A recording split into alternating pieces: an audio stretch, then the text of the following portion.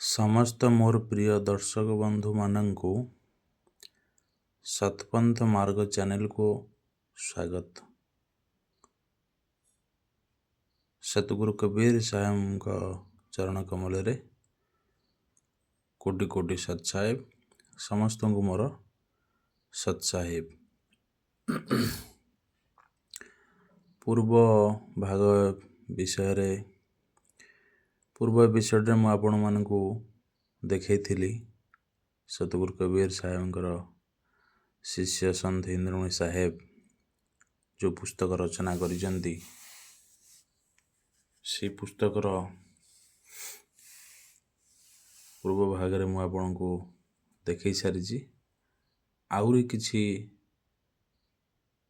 କଥା ଜ୍ଞାନ ରହିଯାଇଛି, ମୁଁ ଆପଣମାନଙ୍କୁ ଏହା ଦେଖାଇବାକୁ ଯାଉଅଛି।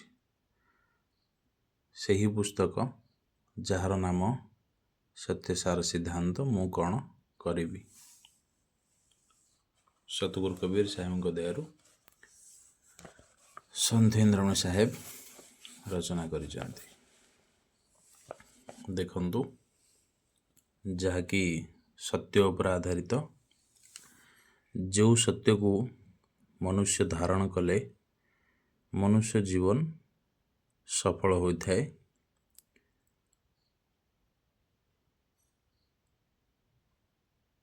ଦେଖନ୍ତୁ, ମୁଁ ସତଗୁରୁ କବୀର ସାହେବଙ୍କ ଦୟାରୁ ସନ୍ଥ ଇନ୍ଦ୍ରମଣି ସାହେବଙ୍କର ଆଉ ଗୋଟିଏ ପ୍ରବଚନ, କୂଳର ମାଲିକ ସତ୍ ସାହେବ। କାହିଁକି ଏଇଟା କହିଲି, ସିଏ ବିଚାର କରନ୍ତୁ। ବିଚାର ପ୍ରସଙ୍ଗ। କାହିଁକିନା ସତଗୁରୁ କବୀର ସାହେବ ବିଚାର ମନୁଷ୍ୟକୁ ତେବେ ମନୁଷ୍ୟ କୁହାଯିବ ଆପଣଙ୍କୁ, ଆପଣ ଯଦି ଶବ୍ଦକୁ ଯାଞ୍ଚ କରନ୍ତି, ବିଚାର କରନ୍ତି। ବିନା ବିଚାରରେ ପଶୁ କୁହାଯିବ। ତ ବିଚାରକୁ ସର୍ବଶ୍ରେଷ୍ଠ ମନେ କରିଛନ୍ତି ସତଗୁରୁ କବୀର ସାହେବ। ଦେଖନ୍ତୁ, କୂଳର ମାଲିକ ଯଦି ସତ୍ୟ ସୃଷ୍ଟିରେ ଶ୍ରେଷ୍ଠ ହୋଇଥାଏ, ବିଚାର କରନ୍ତୁ, ସତ୍ୟ ଯଦି ଶ୍ରେଷ୍ଠ ଆମେ ମାନୁଛେ, ତାହେଲେ ଆମର ଯେଉଁ କୂଳର ଅଧିପତି, କୂଳର ତ କିଏ ହେଇଥିବ? କୂଳର ଅଧିପତି ହେଉଛି ସେଇ ସତ୍ୟ, ଆଉ ସେହି ହିଁ ସାହେବ। ମୁଁ ସତ୍ ସାହେବ ବାବଦରେ ଆପଣଙ୍କୁ ପୂର୍ବରୁ ବତେଇ ସାରିଛି। ଡକ୍ଟର ସାହେବ, ଥାନାଦାର ସାହେବ, ଓକିଲ ସାହେବ, ଯେଉଁଭଳି ଯାହା ପ୍ରାଧାନ୍ୟ କାହାକୁ ଦିଆଯାଏ, ପ୍ରଥମେ ଯାହାର ନାଁ ରହିଥାଏ ତାକୁ ମୁଖ୍ୟ ସିଏ। ତ ସେମିତି ସତ୍ୟ ହିଁ ହେଉଛି ସାହେବ, ବିଶ୍ୱ ସୃଷ୍ଟିକର୍ତ୍ତା। ସତ୍ ଠାରୁ ଉପରେ କେହି ନାହାନ୍ତି, ସମସ୍ତେ ତାଙ୍କ ତଳେ ଆମେମାନେ। ତ ଯଦି ସତ୍ ଶ୍ରେଷ୍ଠ ଆମେ ମାନୁଛେ, ତାହେଲେ ଆମ କୂଳର ମାଲିକ ହିଁ ହେଉଛି ସତ୍, ସେଇ ସାହେବ। ତ ଦେଖନ୍ତୁ, ଆପଣମାନେ ସତଗୁରୁ କବୀର ସାହେବଙ୍କ ଦୟାରୁ ସନ୍ଥ ଇନ୍ଦ୍ରମଣି ସାହେବ ଲେଖିଲେ, କୂଳ ମାଲିକ ସତ୍ ସାହେବ ବିଶ୍ୱ ସୃଷ୍ଟିର କୂଳ ମାଲିକ, ସମସ୍ତଙ୍କ କୂଳ ମାଲିକ ହେଲେ ସତ୍ ସାହେବ। କୂଳ ମାଲିକ କେମିତି ସେ? ବିଶ୍ୱ ସନ୍ଥ କବୀର ସାହେବ ଗୋଟିଏ ସତର ଆଧାରରେ ସମସ୍ତଙ୍କୁ ଫେଲ୍ କଲେ। ବାକି ଯେଉଁମାନେ ସବୁ ଯାହାଙ୍କର ଉପସ୍ଥାପନା, ଯେଉଁମାନେ ସବୁ ବର୍ଣ୍ଣନା କରିଛନ୍ତି, ଯେଉଁମାନେ ଭୁଲ କଥା କହିଛନ୍ତି, ସତଗୁରୁ କବୀର ସାହେବ ତାକୁ ସତ୍ୟର ଆଧାରରେ ଫେଲ୍ କଲେ। କିନ୍ତୁ ସତକୁ ଫେଲ୍ କରିବା ଲୋକ କେହି ନାହାନ୍ତି। ସେଥିପାଇଁ କୂଳର ମାଲିକ ହେଲେ ସତ୍ ସାହେବ। ସତ୍ ହେଉଛି କୂଳର ମାଲିକ, ସେ ହେଉଛି ସାହେବ। ସାହେବ ଅର୍ଥ ଶ୍ରେଷ୍ଠ। ବାକି ସବୁ ଯିଏ କୂଳ ମାଲିକ ବୋଲାଉଛନ୍ତି ସେ ସବୁ ପ୍ରାଇଭେଟ୍, ମତଲବ ଅସ୍ଥାୟୀ। ଅସ୍ଥାୟୀ ଆଉ ଡୁପ୍ଲିକେଟ୍।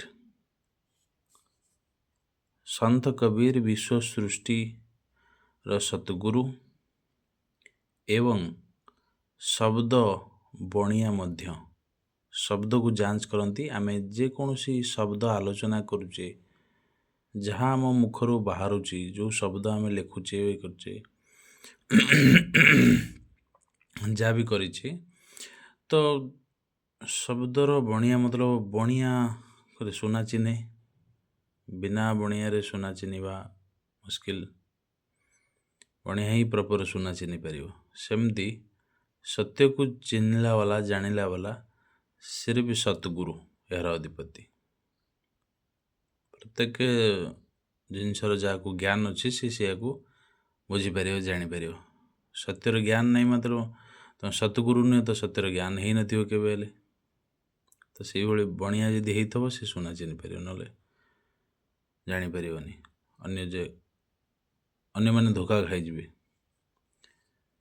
ଯେମିତି ବଣିଆର ନିର୍ଣ୍ଣୟ ଭୁଲ ହୋଇନଥାଏ, ସେମିତି ଶବ୍ଦର ବଣିଆ ସନ୍ଥ କବୀରଙ୍କ ନିର୍ଣ୍ଣୟ କେବେ ଭୁଲ ହୋଇପାରିବନି। ଯେମିତି ବଣିଆର ନିର୍ଣ୍ଣୟ ଧନୀ ଗରିବ ଏମିତିକି ରାଜା ବି ହୁଅନ୍ତୁ ନା କାହିଁକି ସମସ୍ତଙ୍କ ପାଇଁ ସମାନ ଓ ନିରପେକ୍ଷ, ସେମିତି ସନ୍ଥ କବୀର ସାହେବଙ୍କ ସତର ନିର୍ଣ୍ଣୟ ନିରପେକ୍ଷ ଭାବେ ସଭିଙ୍କ ଉପରେ ସମାନ ଭାବରେ ଲାଗୁ ହୋଇଥାଏ। ତାପରେ ସତଗୁରୁ କବୀର ସାହେବ ଏକ ସାକ୍ଷୀ ଗ୍ରନ୍ଥରେ ଲେଖିଲେ। ସାକ୍ଷୀ ଗ୍ରନ୍ଥର ଏକ ବାଣୀ ଏଠି ଲେଖା ହେଲା, हम करता सब सृष्टि के हम पर दूसरा नाही, कहे कबीर हमें चिन्हे नाही, पड़े 84 माही। ଏହି ଶବ୍ଦର ଅର୍ଥ ବୁଝନ୍ତୁ। हम करता सब सृष्टि, हम पर दूसरा ନାହିଁ। ଯେହେତୁ ସତ୍ୟର ଅଧିପତି ସତଗୁରୁ ବିଚାର କଥା ସେ କହିଛନ୍ତି, ବିଚାର ପ୍ରସଙ୍ଗ କଥା, କାହିଁ ସତ୍ୟ ଉପରେ ଆଧାରିତ, ସତ୍ୟକୁ ନେଇକି ସିଏ ବର୍ଣ୍ଣନା କରିଛନ୍ତି, ଜ୍ଞାନ ଧ୍ୟାନ ଯେଉଁ ଦେଇଛନ୍ତି, ଯାହାକି ଆଜି ସଂସାରରେ ଫେଲ୍ କରି ହେବ ନାହିଁ, କାଟି ହେବ ନାହିଁ କେବେ ହେଲେ ବିଚାର କଲେ। ସେଇଥିପାଇଁ କବୀର ସାହେବ ସାକ୍ଷୀରେ ଲେଖିଲେ, हम करता सब सृष्टि, ଦୁନିଆ ସୃଷ୍ଟି ଅନେକ କରୁ କିନ୍ତୁ हम करता के हम पर दूसरा ନାହିଁ। ସତ୍ୟ ଉପରେ, ସତଗୁରୁଙ୍କ ଉପରେ କେହି ନାହାନ୍ତି ସଂସାରରେ। କହେ କବୀର ଆମେ ଚିହ୍ନେ ନାହିଁ। ତ ସତ୍କୁ ଯଦି ଚିହ୍ନି ପାରିଲନି, ସଂସାର ଭିତରେ ରହିକି ମନୁଷ୍ୟ ଯଦି ସତ୍କୁ ଚିହ୍ନି ପାରିଲାନି, ଜାଣିପାରିଲାନି, ପଡ଼େ 84 ମାହି, ତ ସେ 84 ଯୋନିରେ ଅବଶ୍ୟ ପଡ଼ିବ ନିଶ୍ଚିନ୍ତ। କେହି ତାକୁ ଅଟକେଇ ପାରିବେନି ଯଦି ସତ୍ୟକୁ, ସତଗୁରୁଙ୍କୁ ଚିହ୍ନି ନ ପାରିଲେ। ଏଥିରୁ ସ୍ପଷ୍ଟ ପ୍ରମାଣିତ ହୁଏ ଯେ ବିଶ୍ୱ ସୃଷ୍ଟିର କର୍ତ୍ତା ସତ୍ ସାହେବ ଅଟନ୍ତି। କବୀର ସାହେବ ସତ୍ୟକୁ ହିଁ ଧର୍ମ ମାନନ୍ତି। ସଂସାରରେ ଧର୍ମ ଅନେକ ଅଛି, କିନ୍ତୁ ସତଗୁରୁ କବୀର ସାହେବ ସତ୍ ଧର୍ମ, ସତ୍କୁ ହିଁ ଧର୍ମ ମାନନ୍ତି। ସତ୍ ସାହେବ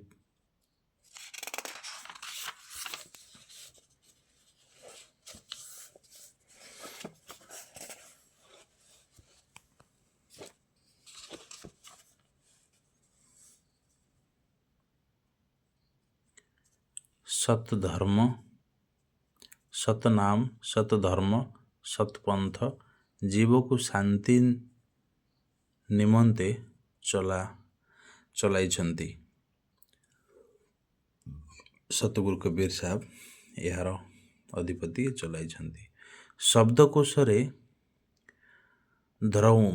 ଧ୍ରୁ ଧାତୁରୁ ଧର୍ମକୁ ବୁଝାଯାଏ।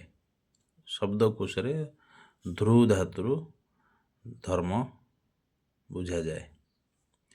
ଧର୍ମ ତତ୍ତ୍ୱ ହେଉଛି ଏହା ଯିଏ ବିଶ୍ୱ ସୃଷ୍ଟିକୁ ଧାରଣ କରିଛି। ବିଚାର ପ୍ରସଙ୍ଗ, ବିଶ୍ୱ ସୃଷ୍ଟିକୁ ଯେଉଁ ଲଟକିକି ଅଛି, ଯିଏ ଧାରଣ କରିଛି, ସତ୍ୟ ହିଁ ଧାରଣ କରିଛି। ଆମେ ତ କାହାକୁ କହିପାରିବାନି କି ଇଏ ଧାରଣ କରିଛି ବୋଲିକି। ଯଦି ଆମେ ସତ୍ୟକୁ କହିବା ସତ୍ୟ ହିଁ ବିଶ୍ୱ ସୃଷ୍ଟିକି ଲଟକିକି ଅଛି, ଧାରଣ କରିଛି, ତ ଇଏ ଭୁଲ ହେବନି କେବେ ହେଲେ। ବିଶ୍ୱ ସୃଷ୍ଟିକୁ ଧାରଣ କରିଛି କିଏ କରିଛି? ଏହା ହେଉଛି ପରମ୍ପରାଗତ କଥା ଯେ ସତ୍ୟ ଦ୍ୱାରା ହିଁ ଆକାଶ ଧରିତ୍ରୀ ତିଷ୍ଠି ରହିଛି। ଆମେମାନେ ସମସ୍ତେ ଜାଣିଛୁ ଏକଥା ହିଁ କହୁ, ସତ୍ୟ ସାହାରାରେ ସବୁ ଚାଲିଛି। ସୂର୍ଯ୍ୟ ଚନ୍ଦ୍ର ସବୁ ସତ୍ୟର ସାହାରାରେ। ଏହି କଥାରେ ଯଦି ବିଶ୍ୱ ମାନବ ଜାତି ସହମତ, ତେବେ ସତ୍ୟ ହିଁ ବିଶ୍ୱ ମାନବ ଜାତିର ଧର୍ମ, ଯାହା ଏକ। ସତ୍ୟ ଅନେକ ନୁହେଁ, ସତ୍ୟ ହେଉଛି ଏକ। ଏକ ସତ୍ୟ ପାଖରେ ଆଉ ଗୋଟେ ସତ୍ୟ ଛିଡ଼ା ହେଇପାରିବନି। ଯଦି ଆଉ ଗୋଟେ ସତ୍ୟ କିଏ ଆଣିକି ଛିଡ଼ା କରୁଛି, ତାହେଲେ ଆମ ଉପରେ ମିଛକୁ ସେ ଲଦି ଦେଉଛି। ସତ୍ୟ ହେଉଛି ଗୋଟେ, ଦୁଇଟା ହେଇପାରିବନି କେବେ ହେଲେ। ଯେମିତି ରାଜା ଗୋଟେ, ବିଚାର ପ୍ରସଙ୍ଗ ଦେଖନ୍ତୁ କଥାଟାକୁ। ରାଜା ଏକ, ଦୁଇ ରାଜା ହେଇପାରେନି। ଦୁଇଟା ରାଜାରେ ଦେଶ ଚାଲିବନି କେବେ ହେଲେ। ଗୋଟାଏ ରାଜା ଆବଶ୍ୟକ ଅଛି। ବାପା ଗୋଟିଏ ହୋଇଥାନ୍ତି, ସେମିତି ଧର୍ମ ତତ୍ତ୍ୱ ମଧ୍ୟ ଗୋଟିଏ। ଯଦି ରଜା ଗୋଟିଏ, ଦୁଇଟା ରଜାରେ ଦେଶ ଚାଲିବନି, ତ ବାପା ବି ଗୋଟିଏ। କାହିଁକିନା ଆମେ ଯେତେବେଳେ ଲେଖୁଛେ ଆମର ପିତାର ନାମ ଗୋଟାଏ ଲେଖୁଛେ ନା, ଦୁଇଟା ଲେଖି ହେବନି କେବେ ବି ହେଲେ। ଅନେକ ପିତା ନାମ ଲେଖି ହେବନି, ଗୋଟିଏ। ତ ସେମିତି ଧର୍ମ ତତ୍ତ୍ୱ ବି ଗୋଟିଏ, ଅନେକ ଧର୍ମ ନୁହେଁ। ଅନେକ ଧର୍ମ ହେଉଛି ଧନ୍ଦା, ମଜହବ। ଧନ୍ଦା ଗୋଟେ ଗୋଟେ, ତାକୁ ଧର୍ମ କୁହାଯିବନି। ଯେମିତି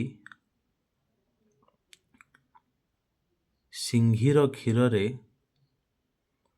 ଏତେ ଶକ୍ତି ଥାଏ ଯେ କେବଳ ସୁନାର ପାତ୍ରକୁ ଧାରଣ କରିପାରେ।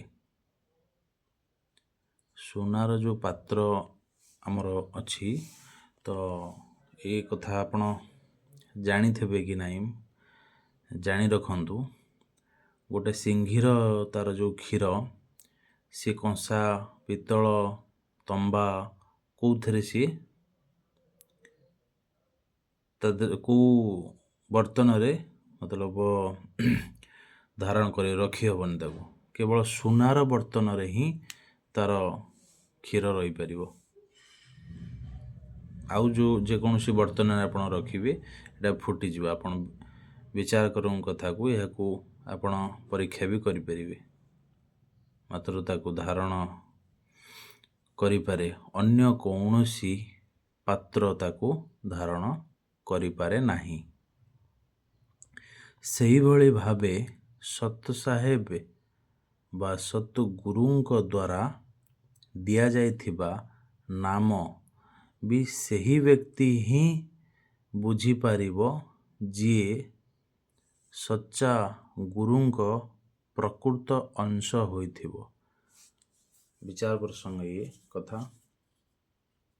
ଗୁରୁ ସଂସାରରେ ଅନେକ, ତ ଆମେ ଯାହା ବି କିଛି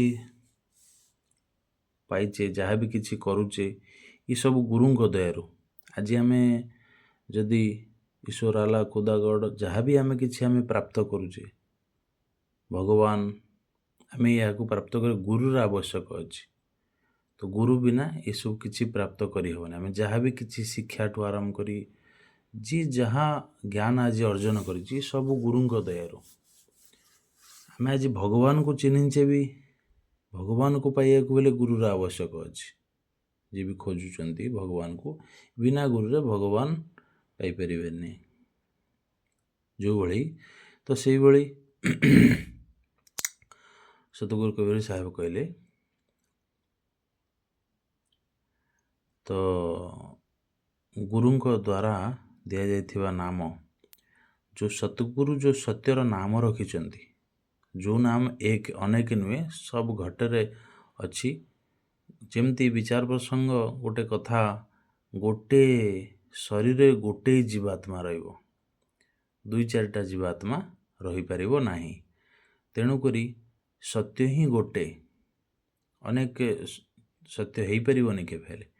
ତ ପ୍ରତ୍ୟେକ ଶରୀର ଯେତେବେଳେ ଗୋଟେ ଶିଶୁ ଜାତ ହୁଏ, ଜନ୍ମ ହୁଏ, ତାର ନାମ ରଖିବାକୁ ପଡ଼ିଥାଏ।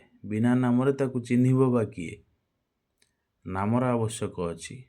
ସେଇଭଳି ସତଗୁରୁ କବୀର ସାହେବ ଏକ ସତ୍ୟର ନାମ ରଖିଛନ୍ତି, ଯେଉଁ ନାମର ବଳରେ ଆମେ ସତଲୋକବାସୀ ହେଇପାରିବା, ମୁକ୍ତି ପାଇପାରିବା। ନାମ ତ ସଂସାର ଅନେକ ଅଛି, କୋଟି ନାମ। ସତଗୁରୁ କବୀର ସାହେବ ଏଇ ନାମ ଉପରେ ସଂସାରକୁ ବତେଇଛନ୍ତି ଏକ ସାକ୍ଷୀ।